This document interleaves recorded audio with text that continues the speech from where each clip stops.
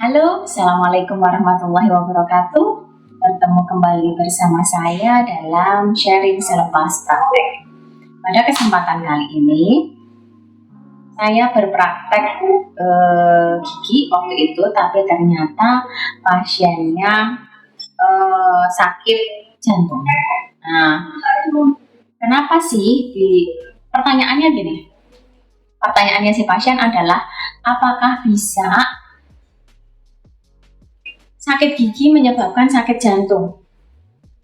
Nah, ini yang sangat jarang dipahami oleh pasien, bahwa sebenarnya vocal infection itu bisa menyebar. Nah, penyebaran vocal infection itu bisa melalui internal atau hanya di dalam rongga mulut saja, dan juga bakterial yang menyebar ke saluran pembuluh darah yang lain. Itu yang harus dipahami, bahwa misalnya karang gigi, gigi berlubang, nah itu berarti terjadi penumpukan bakteri yang ada di mulut yang tidak hanya menginfeksi di dalam intraoral saja, tetapi masuk ke dalam pembuluh darah bakterinya, sehingga menyebabkan serangan jantung, penyakit jantung, kardioartritis gitu ya, radang pada jantung gitu. Nah, infeksi-infeksi seperti ini sebenarnya sangat bisa kita minimize ya apabila dilakukan kontrol rutin ke dokter gigi. Kontrol rutin itu adalah bisa 6 bulan sekali, maksimal 1 tahun sekali. Yang terjadi apa sih sekarang kalau ke dokter gigi itu? Kalau ke dokter gigi itu, kalau sudah sakit baru ke dokter gigi.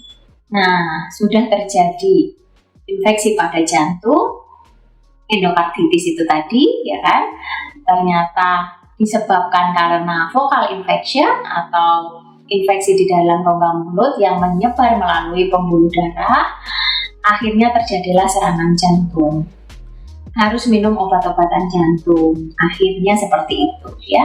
Jadi bukan disebabkan karena penyakit sistemik, kan jantung itu bisa disebabkan karena hipertensi, bisa menyebabkan jantung. Kemudian kolesterol juga bisa menyebabkan jantung. Itu banyak penyakit jantung. Tetapi saya fokusnya di sini adalah menjelaskan soal vocal infection atau infeksi pada rongga mulut yang menyebar melalui pembuluh darah oleh si bakteri. Bakteri yang ada di dalam mulut itu ribuan, apalagi jika ada infeksi di dalam rongga mulutnya. Nah itu tadi, jangan lupa melakukan pembersihan karang gigi setiap 6 bulan sekali. Pengecekan atau kontrol giginya idealnya 6 bulan sekali, tetapi apabila maksimal 1 tahun pun itu jauh lebih baik daripada teman-teman semuanya datang ke dokter gigi dalam kondisi giginya sakit. Nah itu menyedihkan sekali, apalagi seperti yang dicurhatin pasien saya, akhirnya sudah kena serangan jantung, sudah kena endokarditis, baru akhirnya rutin. Nah, tapi kan sudah melakukan terapi lain-lain, kemudian minum obat-obatan jantung dan lain-lain. Nah, itu sangat disayangkan hanya karena vocal infection saja. Jadi pernah giginya berlubang hingga bengkak berulang. Nah, ini ceritanya ya. Yang lebih menarik lagi adalah dia beli obat di warung. Nah, warung dia beli, maaf ya, saya bukan ngomong gimana, saya ngomong apa adanya. Si pasien ini beli obat di warung Madura, dapat 4 macam 15.000. Oh, saya itu luar biasa banget ya. Kalau 6 macam harganya 25.000, itu kata pasien saya. Setelah itu dia sakit, dia beli obat lagi. Katanya saya tuh beli obatnya berulang. Dulunya saya beli yang 15.000 yang isi 4 dok, sembuh, kata dia gitu. Setelah itu dia beli yang isi 6, 25.000, itu sembuh. Habis itu dia ke apotek beli obat sendiri. Jadi rasanya itu kenapa sih kita itu harus mendiagnosa diri kita sendiri kalau memang bukan jadi kompetensi kita, itu yang terpenting. Apa sih susahnya hanya datang ke dokter gigi? Sampaikan saja, dok, budget saya minimal, boleh nggak cekin gigi saya sakit gigi. Nah, itu jauh lebih, mungkin antibiotiknya jauh lebih tepat, analgetiknya juga lebih tepat. Kemudian mungkin saja tidak perlu diberikan obat-obat steroid. Nah, cukup kalau kita berikan NSAID itu sudah cukup. Itu kan jauh lebih baik daripada minum double steroid seperti yang diberikan oleh si warung itu tadi. Dan waktu dia beli di apotek, ternyata dia menemukan obat yang sama dengan harga yang berbeda. Waktu saya ke apotek, dok, yang isi 4 itu harganya 20.000, yang isi 6 harganya 30.000. Tapi sama, dok. Tabletnya nggak jauh beda. Aduh, itu di luar nalar banget. Hari gini gitu ya, masih ada menyebarkan obat-obat yang memang itu adalah golongan obat keras dan harus dengan resep dokter, bisa dijual bebas bahkan di warung yang saya sebutkan tadi.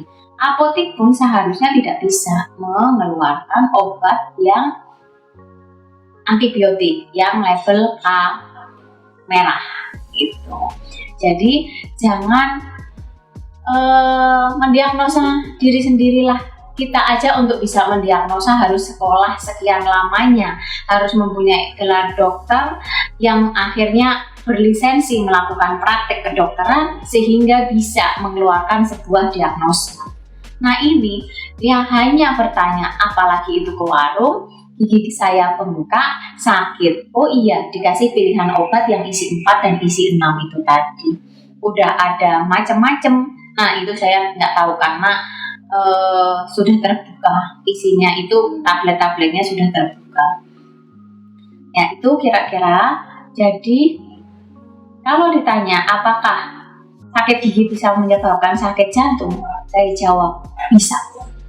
Oleh karena itu, seperti yang saya sampaikan, hati-hati, kontrol rutin, jangan nunggu sakit gigi baru ke dokter gigi ya teman-teman. Mudah-mudahan bermanfaat. Assalamualaikum warahmatullahi wabarakatuh.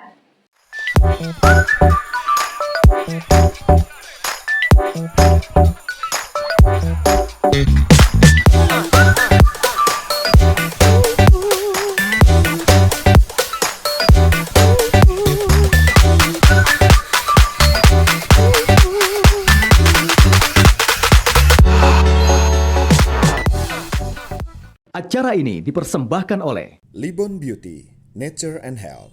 Karena kamu sayang kulitmu.